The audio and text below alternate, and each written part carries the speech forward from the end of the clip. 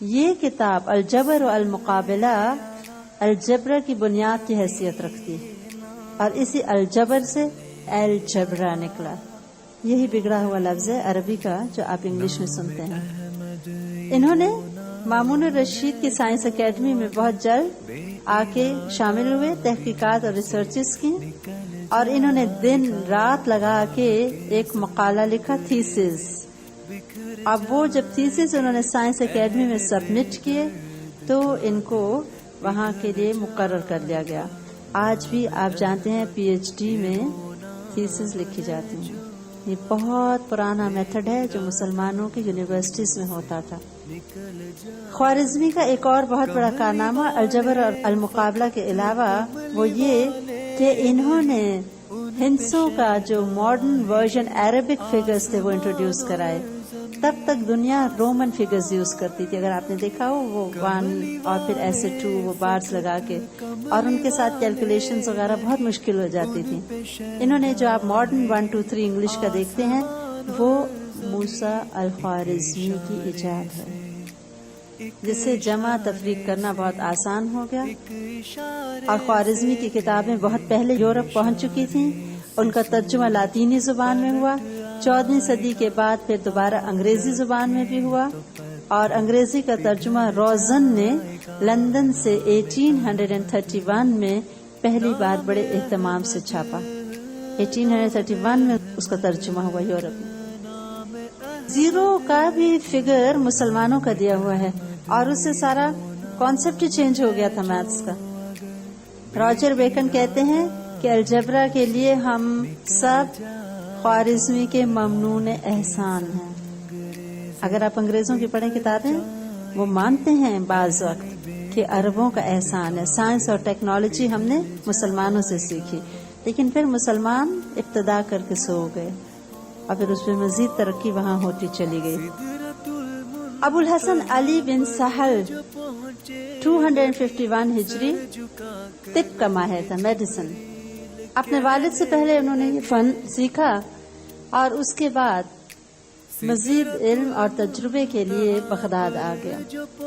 Baghdad میں بہترین hospitals تھے، اور اپنے علم کی وجہ سے ان کو ہاسپٹلز کا انچارج بنا دیا گیا. 251 ہجری یا 870 کرسچن کیلنڈر کے مطابق. کہتے ہیں کہ میڈیسن کا سب سے پہلا انسائکلوپیڈیا ابو الحسن علی بن سہل نے لکھا، پہلا میڈیسن کا انسائکلوپیڈیا. انہوں نے 3 کتابیں لکھی میڈیسن پہ.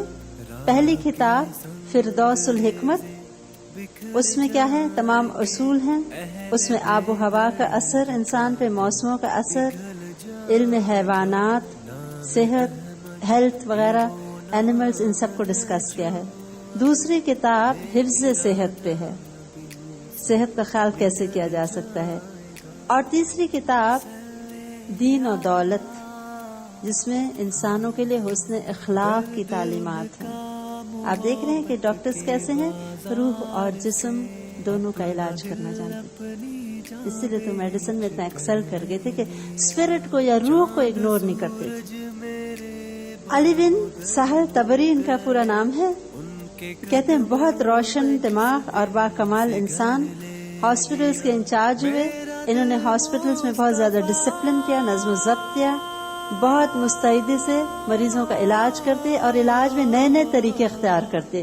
پھر جو ایکسپیریمنٹ کرتے تھے اپنے پیشنٹس پہ، ایک ڈائری رکھی تھی جس پہ لکھتے جاتے تھے، اور پھر اس کو ترتیب دے کے ایک کتاب بنا دی. اسی کا نام فردوس الحکمت ہے.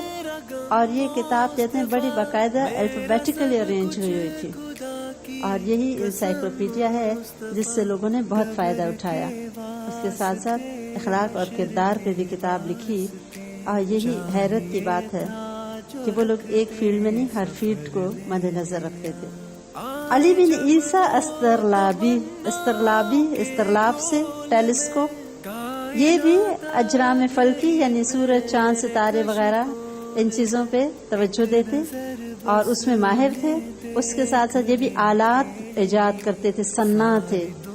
اور انہوں نے وہ طریقہ نکالا کہ چاند، ستاروں اور سورج کے درمیان فاصلہ کیسے ناپا جا سکتا ہے. اس کے لیے انہوں نے ایک آلہ ایجاد کیا، خود بنایا.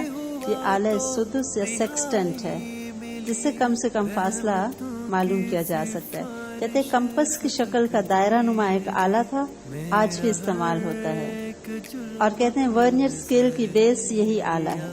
نام احمد یہ وہ نام ہے جو اگر